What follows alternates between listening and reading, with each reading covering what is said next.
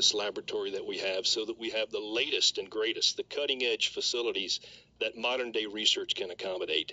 And we are also facilitating and enabling business in space and furthering this goal of having a LEO commercial market. So with that, we'll cut to the video right now, and you can learn about more of the research that the National Lab is sponsoring on SpaceX 12. I'm Greg Johnson at the International Space Station Mission Control Center, and we're here to highlight the incredible research headed to the ISS National Lab aboard the SpaceX cargo resupply mission.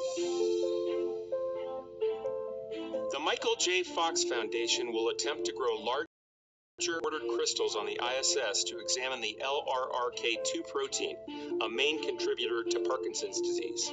The Houston Methodist Research Institute will send a stem cell investigation looking at strategies for growing new lung tissue in microgravity.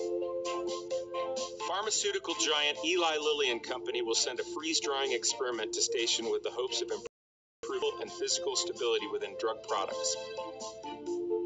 A new research facility, STARS-1, will make its way to the space station to support biotechnology payloads, life science research, and physical science investigations. From Fortune 500 companies to innovative startups to esteemed non- and academic research institutions, this mission exemplifies the wide-ranging opportunities of the ISS National Lab as an innovation platform.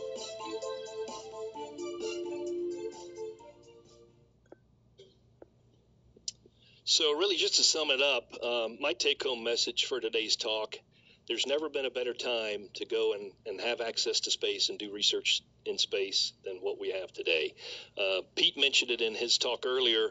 We've got unequaled crew time that's on the horizon, right? So we've got our technicians, our astronauts, our people up there who are ready and willing to go and execute and operate your experiments or your technology. We've got unequaled access to the ISS vis-a-vis our commercial resupply contract, and we've got cutting-edge facilities that are coming on like gangbusters from the private sector. So now is the time to go and take advantage of the opportunity to access this awesome platform and accomplish what you need to in your research objectives. Thank you.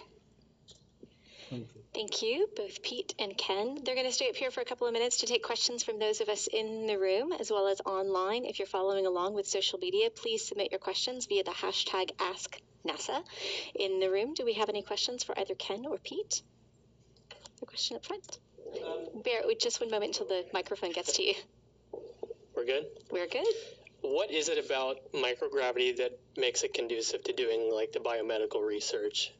Or like, why can't we do that sort of stuff down here on Earth? What is it about doing it on Earth? Well, maybe Pete and I can tag team it, but if you think about gravity, it's the dominant force here on Earth. It's that you can think of it as that one variable, frankly, in your scientific experiment that you can't control. You can't get a handle on it. So there are things you can do in the absence of gravity or microgravity in the ISS and phenomena that you will observe that there's no way you can accomplish on the ground. So things like growing protein crystals, they will grow larger in microgravity. They'll grow in 3 dimensions. If you grow them bigger and then bring them back, you can study them and start to get a better idea of what that crystal's made up of.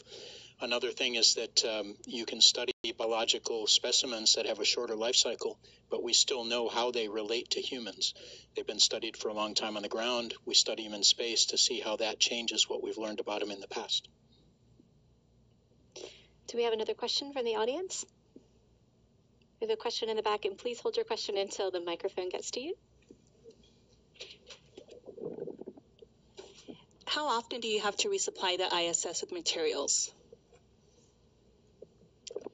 Let's see. We've got a good rhythm going with our 2 commercial providers. We've got SpaceX, got Orbital ATK. And we spread those cargo vehicles really kind of where we need them.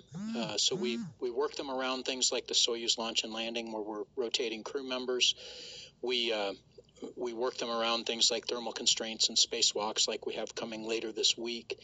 But I think it's on the order of probably 6 or 8 flights per year spread among the 2. And both of them bring a lot of cargo to the space station. SpaceX is the one that brings the return cargo home for us. So again, we kind of alternate between the 2 of them. It gives us redundancy and flexibility as well.